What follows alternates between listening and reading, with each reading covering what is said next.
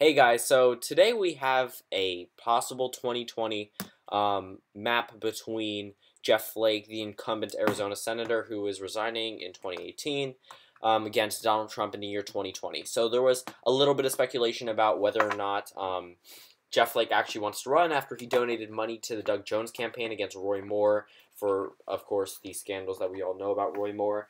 And this is just going to be a statewide basis. It wouldn't be like an actual electoral map. This is not based off electoral votes. It's just based off where I believe the Republican Party would vote in each individual state. So we're going to start off with the respective home states. North Carolina would likely go to Trump, and Arizona, that one's more, I don't want to call it for Jeff Flake now. His approval rating is very low in this state, especially amongst Republicans.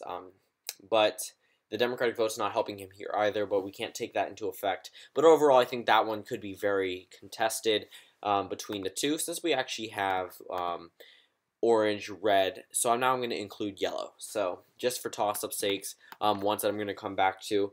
States like Texas would be a toss-up, Oklahoma, Kansas, Nebraska. Actually, Nebraska, I would leave that one in the Trump column. North Dakota voted uncommitted last time. I would leave that with Trump because of the incumbent's advantage. But pretty much all the states that Ted Cruz won, I'm going to leave as a toss-up just so I can touch over them in just a minute. Pretty much every single state that Trump won in 2016 is likely going to stay in his column. By the way, Jeff Flake is not represented by orange on the electoral map. It would be blue. It's just because of how the way the program works. And then we go over to the western coast. Obviously, Trump would win there. Utah, no, I don't want to call that one yet. But New Mexico, I would see that going to him.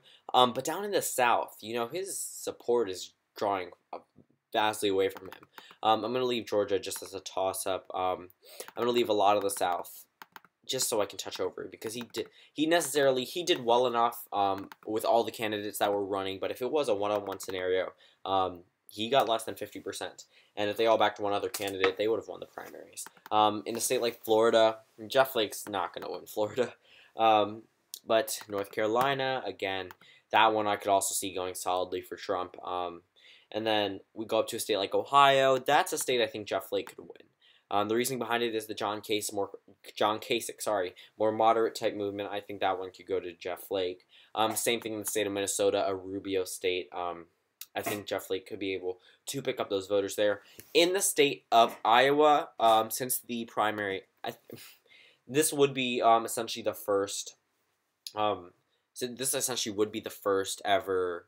Actually, caucus. Sorry, but this would be the first ever thing that would determine the way the 2020 presidential election would go, and we're going to see a lot of Republicans step up against President Trump in 2020 with all the excitement and energy in the state of Iowa. I think Trump would narrowly pull off a victory, but I think it could be close just based off that. But then going up to a state like New Hampshire, I think that state would go to Jeff Flake. Same thing in the state of Maine. I think Jeff Flake would be able to hold on to that. Going to the District of Columbia, giving Flake another win there. But West Virginia, solidly for Trump. Indiana, Missouri. Going up to the Rust Belt, I would leave that mainly as a toss-up. A lot of people are displeased with him there. But then going over to states like Maryland, Delaware, New Jersey, pretty much almost the entire Northeast, Vermont. Actually, they have more liberal Republicans, so I'll leave that one as a toss-up. But they do vote Democratic, and they do register Democratic, so they wouldn't have that much of influence on this general election. Not the general election, this primary election. And then Illinois, that one I would leave in the Trump column. Same thing in the state of Virginia. I think the Trump Republicans would come out to vote, but they were pretty much split between Corey Stewart and Ed Gillespie in 2017, and that really hurt them when it came out to the people that needed to vote. So now we have 289, well, sorry, I'm not supposed to be counting the electoral map, but we have 289 electoral votes for Donald Trump, essentially meaning he would win the popular vote in this primary map. And then we're going to allocate a few more states. So states like Pennsylvania, we know that's probably not going to go to Jeff Flake. Michigan, probably not. A state like Wisconsin, although it did go to Ted Cruz, it's probably not going to go to Jeff Flake. Their policies differ greatly. But if we go up to a state like Colorado, Jeff Flake could win there. Same thing in the state of Utah with the same ideals. That could definitely help Jeff Flake. Going over to a state like Texas, Jeff Flake winning there, I think he could narrowly pull off a victory, but I doubt that he's going to pull off a victory the same way Ted Cruz did. going down to the South, you know, Jeff Flake's really not the guy to appeal to the Southern voters. If they wanted to run someone, they should run someone from the South who can take away a lot of those delegates away from the president, because they can afford to lose in a state like California, but when they lose in a state like California and the entire Old South, it's not looking good for them. For the Republican establishment that doesn't want Trump to run again, at least. And then we go over to a state like Alaska. I think that state could go to Jeff Flake. But states like Idaho, Wyoming, I actually think those could go to Jeff Flake. Going over to Kansas, Oklahoma. Kansas and Oklahoma, I think, would go to Trump. I don't necessarily see a huge pathway for Trump, for Flake in these states. And then going to even his home state, even with the home state factor, I think Trump would be able to grab that state because of his relatively low approval rating.